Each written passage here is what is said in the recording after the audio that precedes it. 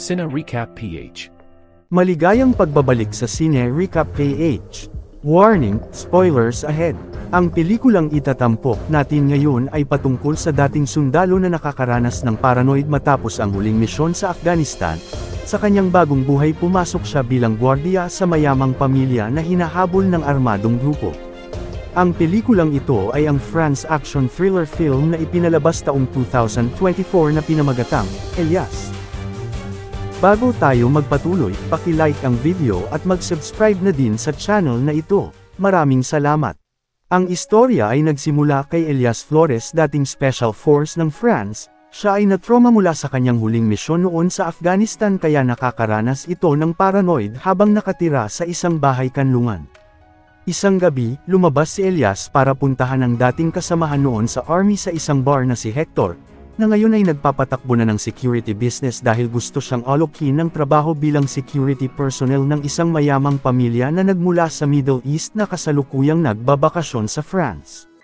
Habang nag-uusap ang dalawa may napansin si Elias na kahinahinalang tao sa malapit, hindi ito mapakali at nagpaalam ng umalis kung saan ang iniwan niyang upos ng sigarilyo ay naging sandata. Pagbalik niya sa kanyang silid napansin nitong may tao sa loob, nakita niya doon ang taong tumulong sa kanya na nag-alala sa kalagayan nito at sinisiguradong umiinom siya ng gamot. Nang mapansin na lumalala ang kondisyon ni Elias nagpatawag ito ng ambulansya para matutukan ang gamutan niya pero hindi nakinig si Elias at umalis.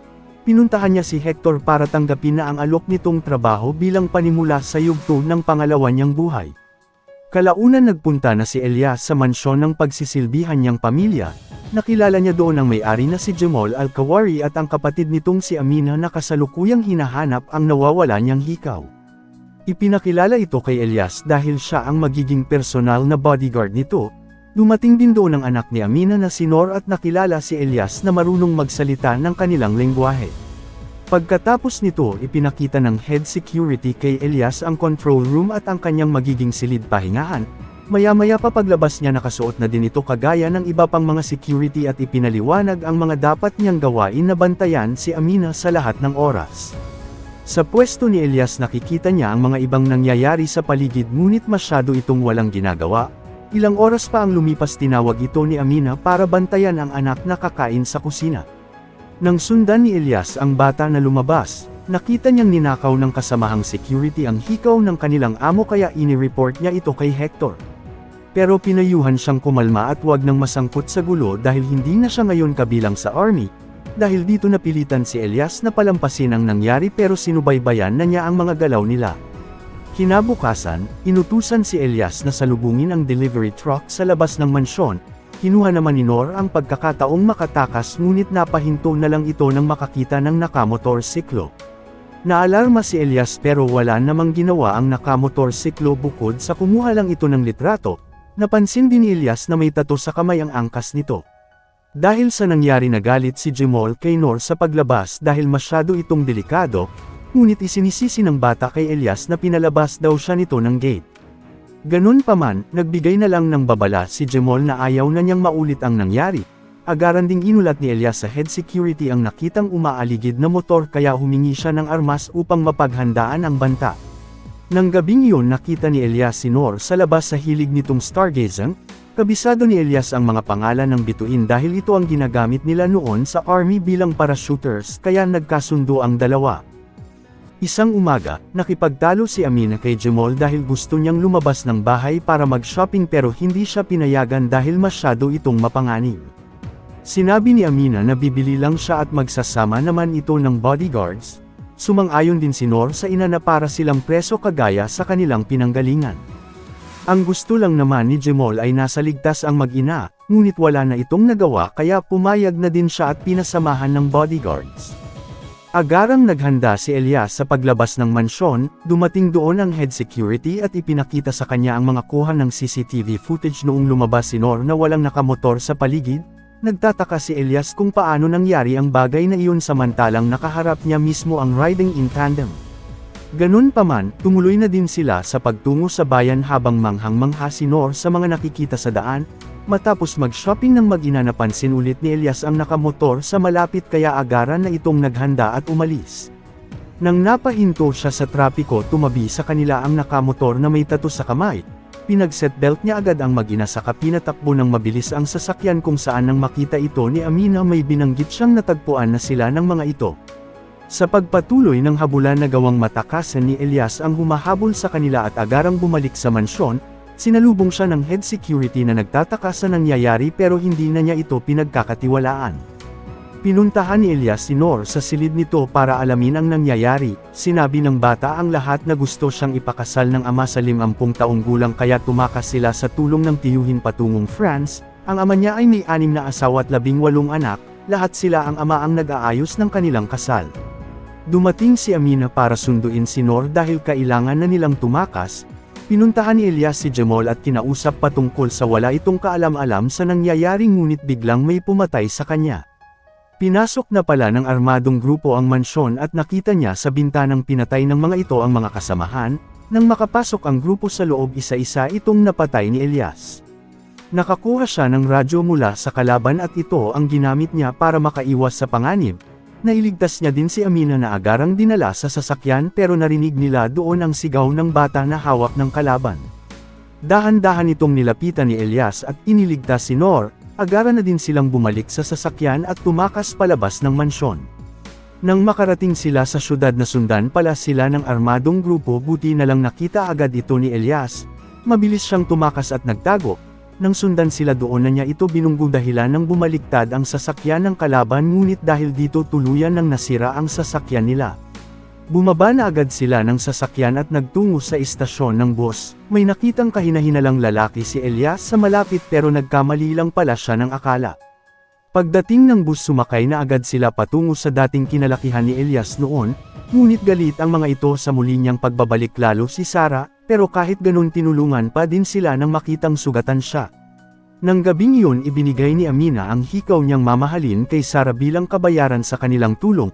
Nalaman niya din ang dahilan kung bakit galit sila sa kanya dahil sa pagsangkot ni Elias sa kapatid nito sa army. Kinabukasan lumabas sa balita na si Elias ang sospek sa paglusob sa mansyon na ikinagalit lalo ni Sarah. Sinisisi nito si Amina na hinihinalang may kagagawa ng lahat pero pinigilan ito ng tumulong sa kanya. Kasunod nito binalika ni Elias si Hector na hinihinala niyang ginamit lang siya para sa kanilang motibo, pero itinanggi nitong wala siyang nalalaman sa mga nangyari. Inalam pa din ni Elias kung bakit niya pinatay si Jamal. Nagtataka si Hector sa nalaman dahil napanood niya sa balitang umuwi na ang pamilya. Dinala ito ni Elias sa mansyon para ipakita ang katawan ni Jamal ngunit wala ito doon maging ang mga bakas ng tama ng baril ay nawala din lahat. May nakita silang CCTV camera sa malapit at ito ang sinuri nila kung saan makikitang lumabas si Jamal kasama ang mag-ina na lalo niyang ipinagtataka dahil nakita niya ang lahat ng nangyari.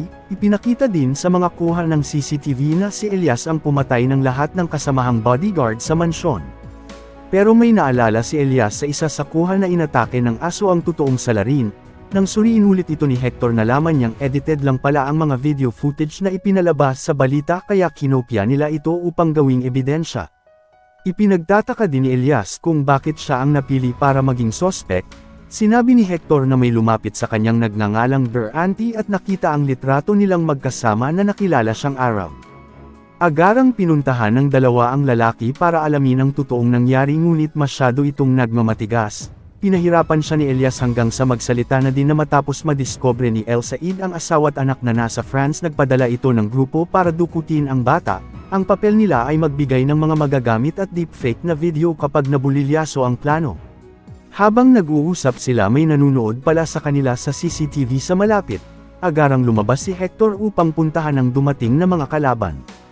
Patuloy pa ding kumukuha ng impormasyon si Elias na napag-alamang hindi lang siya nag-iisang kumikilos.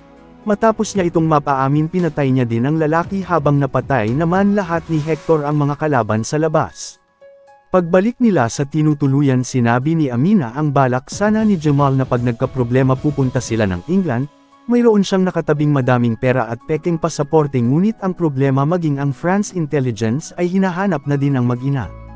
Iminungkahi ni Hector na may alam siyang nagpupuslit ng mga imigranti pero mayroon itong kamahalan. Sumang-ayon si Amina sa plano dahil wala namang problema sa kanila ang pera. Agarang nagbiyahe ang mga ito para puntahan ang lugar. Sa daan may napansin si Elias na tila sumusunod sa kanilang van kaya itinapon niya ang telepono ni Hector dahil baka ito ang nasusundan. Nang mapadaan sila sa isang kainan nakita ni Elias ang isang lalaki na tila may iniinda sa kamay. Sinundan niya ito na nagtungo sa van na hinihinala niyang sumusunod sa kanila kanina. Pinasok niya ang loob saka pinagpapatay ang mga sakay nito na tila mukha lang mga inosente. Ang lalaki palang sinundan niya ay ito yung nakagat ng aso sa mansyon na hindi niya alam kung paano sila nasundan. Pagbalik ni Elias nakahinga na siya ng maluwag kaya si Hector na ang pinagmaneho niya ng sasakyan. Kinabukasan ng magising siya na sa tabing dagat na sila at doon na din muna sila nagpalipas ng oras.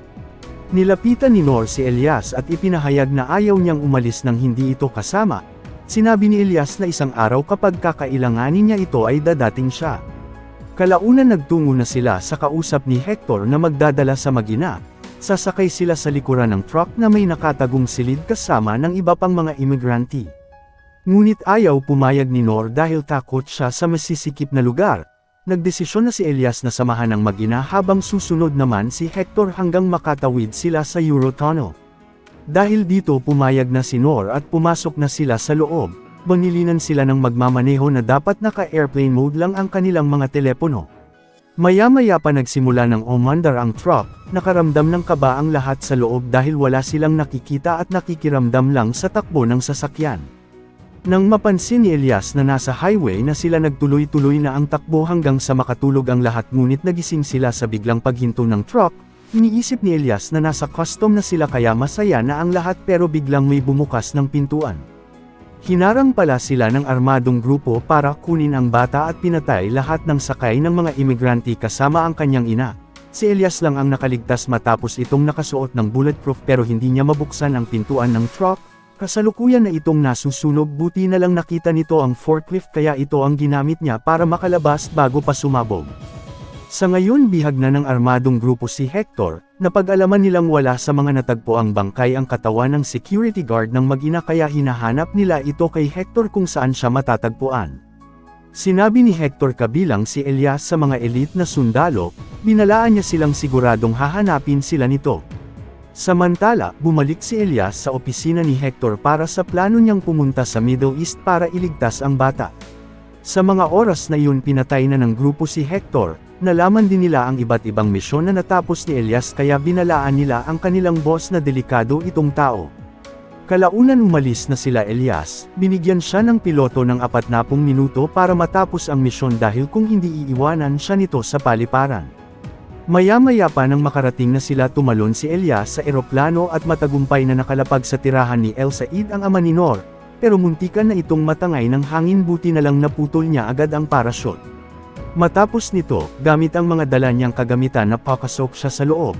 Sinira niya ang mga CCTV sa paligid para hindi mapansin ng mga kalaban at nakita ang silid na gwardyado na hinihinalang doon nakakulong ang bata.